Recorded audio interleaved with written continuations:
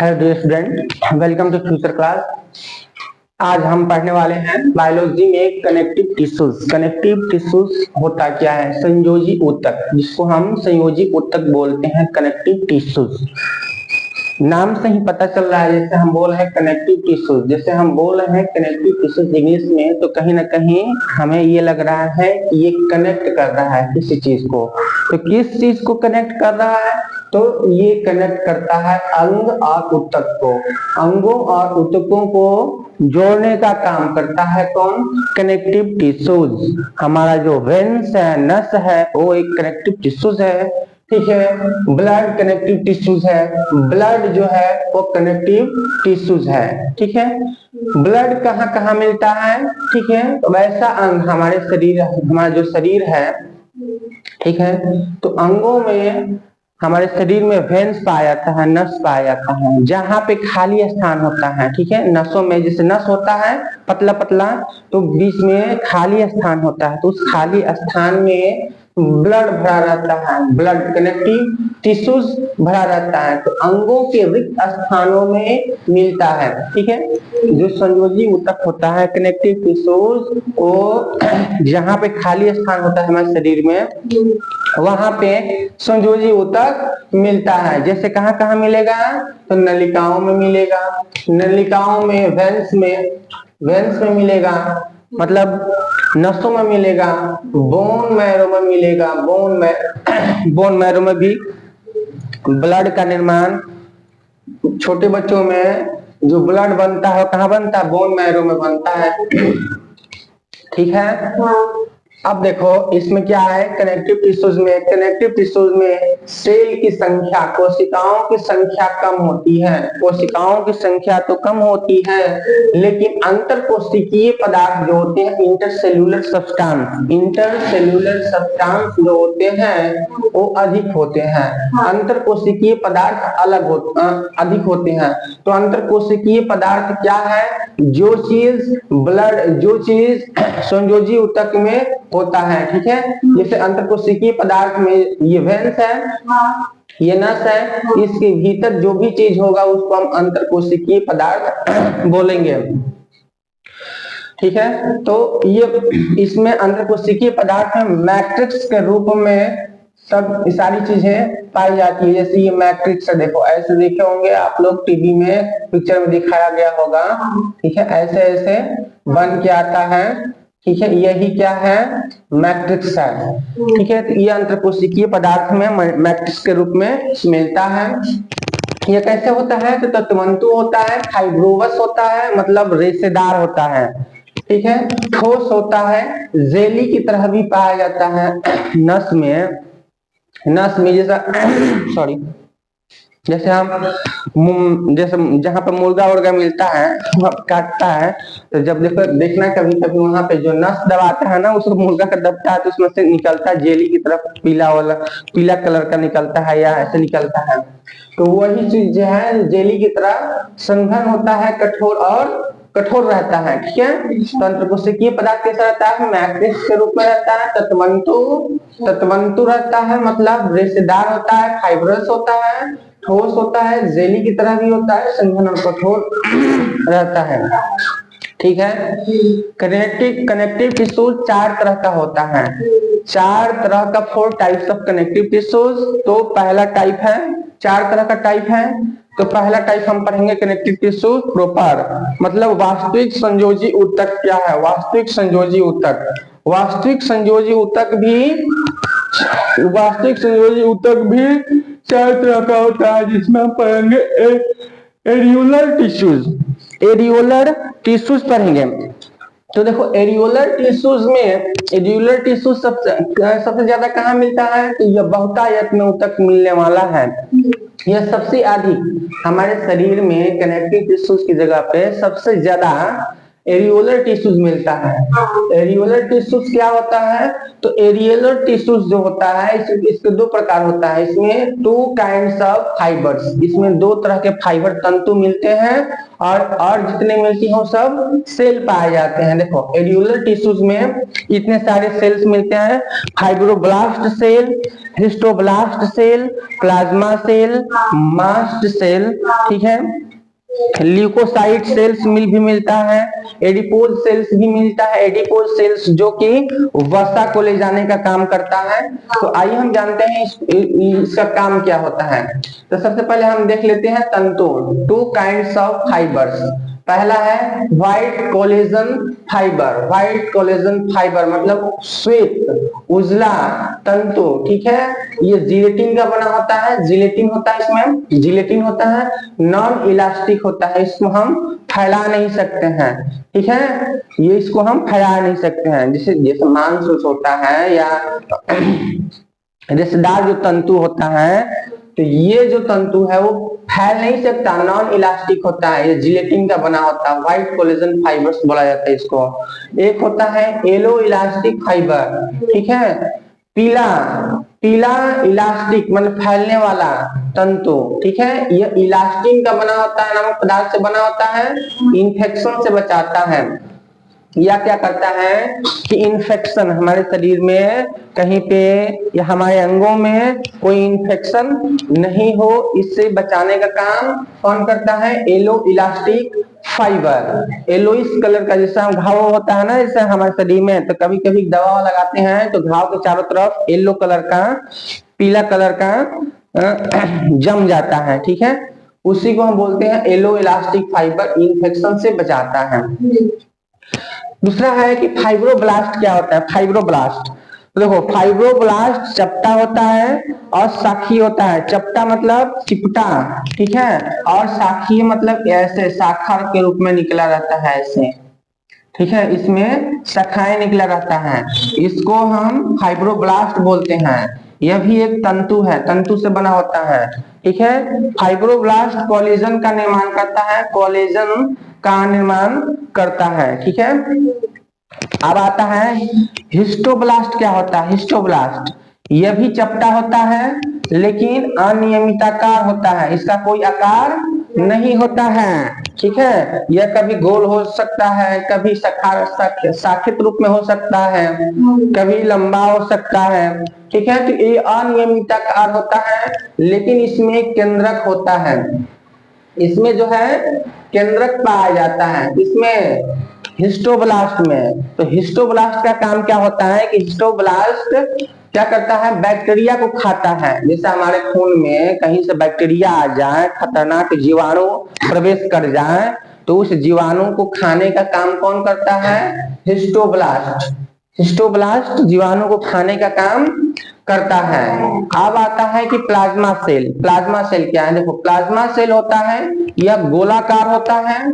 Plasma cell गोलाकार हो सकता है, अंडाकार हो सकता है।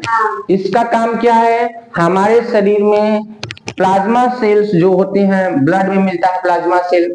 प्लाज्मा सेल एंटीबॉडी का निर्माण करता है, एंटीबॉडीज का निर्माण करता है, रोग प्रतिरोधक क्षमता को बढ़ाता है, ठीक है। प्लाज्मा सेल जो है रोग प्रतिरोधक क्षमता को बढ़ाता है या एंटीबॉडीज का निर्माण करता है, समझ में आया?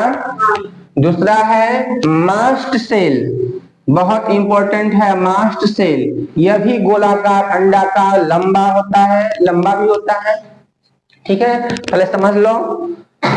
गोलाकार, अंडाकार और लंबा भी होता है। जैसे हमारे नस है, देखो ये नस है। अब हमारे दिमाग में आ रहा है कि हमारे शरीर में जितने नस हैं वो आपस में चिपकते क्यों नहीं है? क्यों फैले रहते हैं? नलियां फैली रहती हैं, कहीं चिपक क्यों नहीं जाती? तो चिपकती इसलिए नहीं है क्योंकि हमारे शरीर में जो मास्ट सेल है वो हिस्टामिन प्रोटीन रिलीज करता है। हिस्टामिन प्रोटीन हमारे नस को, देखो ये नस है, ठीक है, ये चिपकता नहीं है। क्यों नहीं चिपकता? क्योंकि हमारे शरीर में मास्ट सेल जो है वो हिस्टामिन प्रोटीन रिलीज करती है। हिस्टामिन प्रोटीन का काम है वैसोडाइलेटर, इसको कहा जाता है। हिस्टामिन प्रोटीन को डायलेटर बोला जाता है। क्यों? क्योंकि ये फैलाने का काम करता है नस को। नस जो सिकुड़ा रहता है जिसमें ब्लड नहीं जा पाता, उसको फैलाने का काम कौन करता है? हिस्टामिन प्रोटीन, ठीक है, इसको वैसोडाइलेटर बोलते हैं। दूसरा आता है, दूसरा काम क्या है मास्ट सेल का? कि एंटी कोगुलेंट से बचाता है हमारा खून। हमारे दिमाग में ये भी आता है कि क्या हमारे शरीर में कभी खून जम सकता है? बताओ, जम सकता है? जम जाएगा तो हम कहाँ चले जाएंगे? ऊपर चले जाएंगे। तो क्यों नहीं जमता? जमता इसलिए नहीं है क्योंकि इसमें हिपेरिन प्रोटीन रिलीज होता है। हिपेरिन प्रोटीन होता है ब्लड में। हिपेरिन प्रोटीन कहां से? मास्ट सेल जो है वो निकालता है। तो हिपेरिन प्रोटीन मास्ट सेल से निकलता है और यह खून को जमने नहीं देता है, ठीक है, बिल्कुल जमेगा ही नहीं। हिपेरिन प्रोटीन जब तक खून में रहेगा तब तक खून नहीं जमेगा। अगर सांप काट ले, मान लो कि सांप काट ले, तो सांप काटने के टाइम में हिपेरिन प्रोटीन की मात्रा कम हो जाता है और हिपेरिन प्रोटीन की मात्रा कम हो जाने के कारण ब्लड कोगुलेट कर जाता है, मतलब जमने लगता है, ठीक है। तो जम जाता है तो हमारा शरीर पीला पड़ जाता है और मृत्यु हो जाती है। तो यही कारण है कि एंटी कोगुलेंट से बचाता है हिपेरिन प्रोटीन। हिपेरिन क्या है? आता है एग्जाम में कि ऐसा कौन सा प्रोटीन है जिसके कारण हमारा ब्लड नहीं जमता है? बताओ कौन सा प्रोटीन है? Heparin protein. हिपेरिन प्रोटीन के कारण हमारा ब्लड नहीं जमता है, ठीक है। अब मान लो कि नस तो यहाँ पे फैल गया, फैला कौन रहा है? Histamine protein. हिस्टामिन प्रोटीन नस को फैला रहा है, ठीक है। अब एक टाइम ऐसा आएगा कि नस फैलते फैलते फट जाएगा। तो इससे बचाने के लिए हमारा शरीर क्या रिलीज करता है? Serotonin protein. सीरोटोनिन प्रोटीन की काम क्या है कि यह नस को बहुत ज्यादा फैलने से बचाता है। कभी कभी टीवी में कभी कभी हम लोग देखते हैं कि हीरो जैसे है, कभी दिखाता है सुई दे कोई दिया तो एकदम नस फैलते फैलते उसका फट गया, खून निकल गया सब बाहर, ठीक है। तो उसी को ये फैलने से, नस को फैलने से, बहुत ज्यादा फैलने से बचाता है कौन? Serotonin protein. जब हम लाइन छूते हैं, बिजली छूते हैं, बिजली का करंट लगता है या लकवा मारता है, तो उसमें होता क्या है कि नसें दब जाती है, सिकुड़ जाती, चिपकने जाती है, ब्लड का सर्कुलेशन कम हो जाता है, ब्लड जाना बंद हो जाता है और पूरा शरीर एक तरफ से, या पैर हो, हाथ हो, कहीं भी जहां ब्लड जाना बंद कर देता है वो चीज क्या होता है? पैरालाइज हो जाता है, शून्य हो जाता है, ठीक है। उससे आप कुछ भी काम नहीं कर पाएंगे। बिजली के झटका में भी ऐसा ही होता है। जब बिजली का झटका लगता है तो नसें सिकुड़ जाती हैं, ब्लड का सर्कुलेशन रुक जाता है, ब्लड का जितना ब्लड नस में जाना चाहिए उतना नहीं जा पाता। तो हम लोग मालिश करते हैं, गर्म करते हैं, दूध पिलाते हैं, ठीक है। तो ये चीज जो है यही है कि इसको हिस्टामिन प्रोटीन जो है वो फैलाने का काम करता है नस को, और सिकुड़ने का काम सीरोटोनिन प्रोटीन करता है। जो नस में खून होता है उसको जमने नहीं देता है कौन? Heparin protein. तो आप लोग याद रखिएगा कि सीरोटोनिन क्या है? ये भी प्रोटीन है। हिस्टामिन क्या है? ये भी प्रोटीन है। हिपेरिन क्या है? ये भी प्रोटीन है। तो हमारे शरीर में सबसे ज्यादा क्या होता है? प्रोटीन। प्रोटीन की जरूरत होती है, प्रोटीन से ही हमारे शरीर का विकास होता है, ठीक है। अब देखो आता है ल्यूकोसाइट्स। ल्यूकोसाइट्स जिसको हम WBC सेल्स बोलते हैं, white blood cells. White blood cells करता क्या है? हमारे शरीर में दो तरह के सेल्स होते हैं। एक होता है रेड ब्लड सेल्स, ठीक है, जिसको हम इरिथ्रोसाइट्स बोलते हैं। इरिथ्रोसाइट्स रेड ब्लड सेल्स, लाल रक्त कण, जिसके कारण हमारा शरीर में जो खून होता है वो क्या होता है, लाल होता है, ठीक है। तो वो आरबीसी के कारण होता है, रेड ब्लड सेल्स के कारण। उसका जीवन काल कितना होता है, 120 दिन। और यहाँ पे हम पढ़ रहे हैं ल्यूकोसाइट, डब्ल्यूबीसी, ठीक है। WBC white blood cells. देखो ल्यूकोसाइट्स भी एक तरह का कनेक्टिव टिश्यूज है, ठीक है। एरियोलर टिश्यूज में आता है और इरिथ्रोसाइट्स भी आता है, ठीक है। जितने भी कनेक्ट करने वाले टिश्यूज हैं वो सब आएंगे इसमें, ठीक है। डब्ल्यूबीसी जो होता है व्हाइट ब्लड सेल्स, इसका जीवन काल 4 से लेकर 5 दिन तक होता है, ठीक है। करता क्या है हमारे शरीर में, ये जीवाणु जो होते हैं हमारे शरीर में, जीवाणु खून में बैक्टीरिया जो फैल गया है, बैक्टीरिया फैल जाता है तो हम बीमार पड़ने लगते हैं। तो ये जो व्हाइट ब्लड सेल्स होता है, हमारे खून में जो बैक्टीरिया कीटाणु फैले हुए हैं उसको ये मारने का काम करता है। क्या करता है, मारने का काम करता है, ठीक है। और डैमेज सेल्स को, हमारे शरीर में बहुत सारे सेल हैं जो डैमेज हो जाते हैं, खराब हो जाते हैं और खून में ऐसे ही तैरते हैं।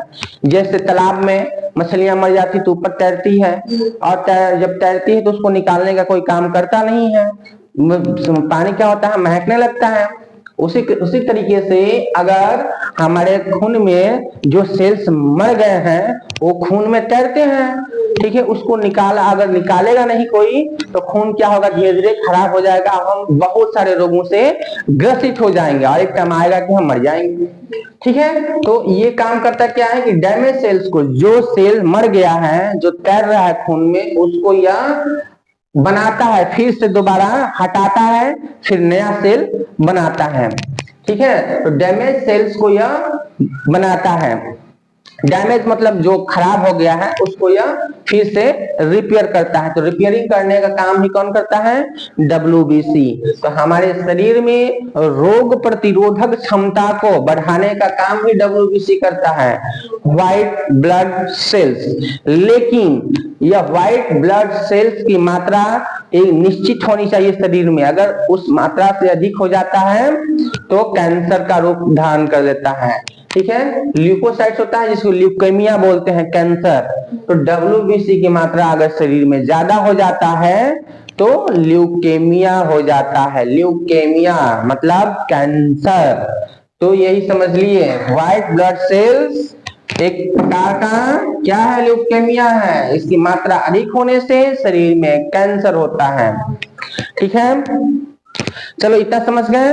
अब हम देखते हैं कि एरियोलर टिश्यूज जो होता है इसका फंक्शन क्या है। इसका फंक्शन है बाबू कि ये त्वचा एवं मांसपेशी को क्या करता है, जोड़ता है। त्वचा को जोड़ता है और मांसपेशियों को जोड़ता है। त्वचा एवं मांसपेशियों को जोड़ने का काम करता है एरियोलर टिश्यूज।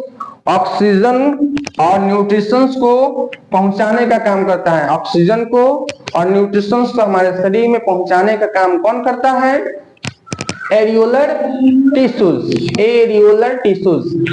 ठीक है। तो बायोलॉजी में अधिकांश वर्ड जो आपको मिलेगा वो इंग्लिश में ही मिलेगा, हिंदी में मिलेगा नहीं। तो इंग्लिश में ही पढ़ने की कोशिश कीजिए, ठीक है। मैंने बहुत अच्छे तरीके से इसको समझाया है। अगर आप लोगों को समझ में आया है बाबू तो लाइक और फॉलो जरूर करें, ठीक है। Thank you all of you.